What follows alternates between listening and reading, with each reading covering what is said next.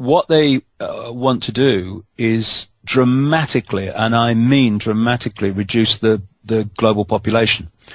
When you see projected official maps of America under things like biodiversity legislation and what have you, then the only way that that map could become reality is for an extraordinary reduction in the American population. I mean, you're talking about people being just put together in what they call human settlement zones, which are tiny, and most of America is designated for no or little human use.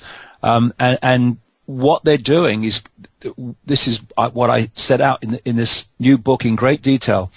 They are, through multiple ways and means, they are undermining the human immune system, and they are undermining the health and strength and vitality of the human body.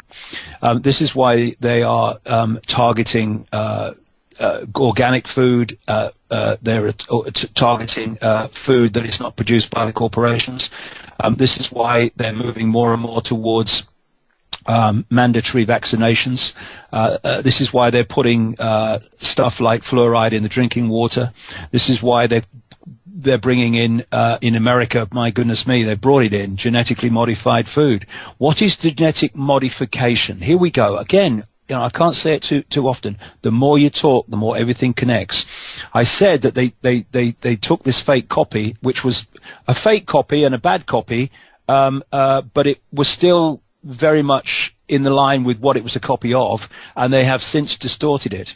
What they're doing with genetically modified food is fundamentally distorting the very foundation of the natural world.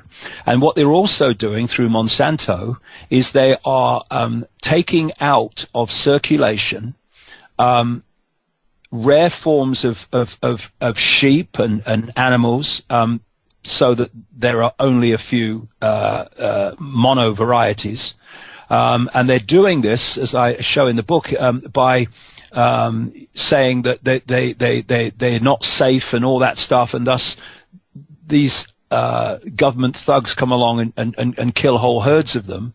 And then with seeds, particularly Monsanto, they are hijacking the seeds. They're actually gaining copyright ownership of seeds they weren't even responsible for, because they have this system where as long as you're there first, you can get the patent and all the rest of it. And they're creating a monoculture. When you look at the varieties of apple, the varieties of all these foodstuffs that were available at the turn of the 20th century, and then you look at the number of varieties there are now, then it's staggering how few there are compared with what there was before. And what that means is dependency.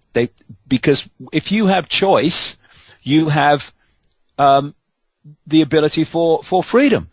You know, abundance equals choice equals freedom. Scarcity equals dependency equals control. And so we're now getting more and more dependent on these few varieties of everything, and that means they are vulnerable in and of themselves to something that they might all be susceptible to. You know, in Ireland, the potato famine was largely caused by the number of varieties being reduced, and then suddenly something came that affected them, and the whole shebang went under, creating massive famine. And you know, this is what's happening, and it's happening systematically.